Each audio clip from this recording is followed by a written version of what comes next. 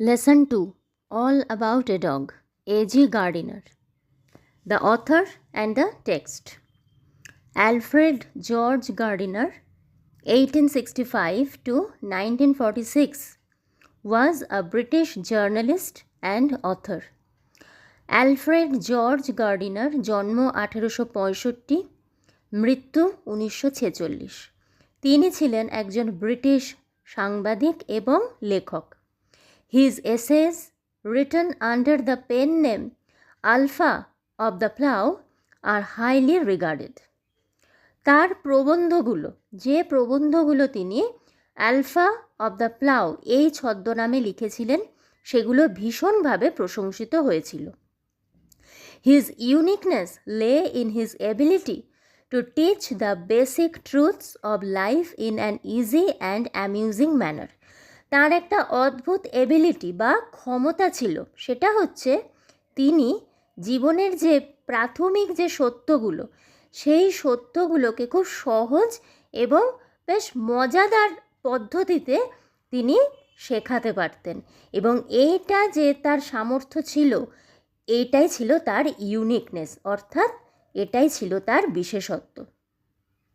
The pillars of society, pebbles on the শোর, many furrows and leaves in the wind are some of his well-known writings. The pillars of society, pebbles on the shore, many furrows and leaves in the wind, এই তিনটে হলো তার যেগুলো খুব বিখ্যাত রচনা, তার মধ্যে এগুলো হলো অন্যতম। In this text, which is an edited version of Gardiner's essay of the same name, the author observes how a bus conductor makes a lady go up to the uncovered top of a double-decker bus on a freezing evening just because she is carrying a dog. তো এই যে বর্তমান text পাঠ্যাংশটা, এটা নেওয়া হয়েছে তারই লেখা, গার্ডিনারেরই লেখা, এই একই নামের অর্থাৎ অল অ্যাবাউট এ ডগ, এই একই নামে লেখা একটি প্রবন্ধর এডিটেড ভার্সন, অর্থাৎ এই প্রবন্ধ থেকে এই অংশটুকু নেওয়া হয়েছে।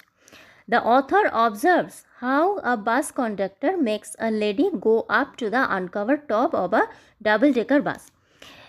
তার মানে কি, যে এই যে টেক্সটটা, এখানে অথর তিনি অবজার্ভস লক্ষ্য করেন যে কিভাবে সেই বাসের যে কন্ডাক্টর, সেই কন্ডাক্টর একজন মহিলাকে বাধ্য করে, বাসটা ছিল ডাবল ডেকার, এবং ডাবল ডেকার বাসের উপরতলা যেটা, সেটা ছিল আনকভার্ড, অর্থাৎ উপরে কোনো ছাউনি ছিল না।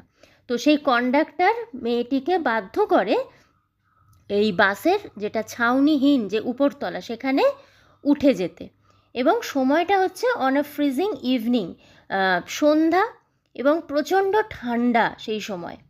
এবং কেন এটা হয় না, just because she is carrying a dog, মাত্র একটাই কারণে, মেয়েটির সাথে একটি কুকুর ছিল, এবং সেই কারণে বাস কন্ডাক্টর তাকে প্রচণ্ড ঠান্ডায় ছাদহীন ওপরতলায় যেতে বাধ্য করে। তো এই যে ঘটনাটা, অমানবিক একটা ঘটনা, সেটা অথর খেয়াল করেন বা লক্ষ্য করেন। While watching the incident and its reaction among other passengers, the author wonders whether rules should be tempered with goodwill in order to make them more human. এবং যখন তিনি এই পুরো ঘটনাটা দেখছিলেন, এবং এই ঘটনাতে অন্যান্য যাত্রীরা কি প্রতিক্রিয়া করছে, তারা কি কন্ডাক্টরের হয়ে বলছে না মেয়েটির হয়ে বলছে, এই পুরো বিষয়টা যখন অথর খেয়াল করছিলেন বা দেখছিলেন, তখন তার মনের মধ্যে একটা চিন্তা এলো। তিনি খুব অবাক হয়ে ভাবছিলেন যে নিয়মকে কি আরও একটু নমনীয় করা উচিত সদ ইচ্ছের দ্বারা। গুডউইল মানে কি, সদ ইচ্ছে। তো সদ ইচ্ছের মাধ্যমে নিয়মকে কি আরেকটু শিথিল করা উচিত বা নমনীয় করা উচিত, in order to make them more human, যাতে করে নিয়মকে আরও বেশি মানবিক করে তোলা যায়। অর্থাৎ তার চিন্তাটা হচ্ছে যে নিয়ম তো মানুষের সুবিধার জন্য, কিন্তু সেই নিয়ম যদি অক্ষরে অক্ষরে পালন করতে গিয়ে উল্টোটা হয়, অর্থাৎ সুবিধা না হয়ে যদি মানুষের অসুবিধে হয়, সেটা কি উচিত? সেটা একদমই উচিত না। তাহলে নিয়ম যখন আমরা পালন করছি, লেখকের মনে হচ্ছে যে সেটাকে যদি একটু শিথিল করে বা একটু নমনীয় করে আর একটু মানবিক করে তোলা যায়, সেটা কি ঠিক না? তাহলে এবার আমরা যে টেক্সটটা পড়ব, এখানে এই বিষয়টাই কিন্তু লেখক লিখেছেন এবং সেটাই আমরা পড়ব। So this was the introduction of the chapter. In the next video, I'll start the text. Till then, bye.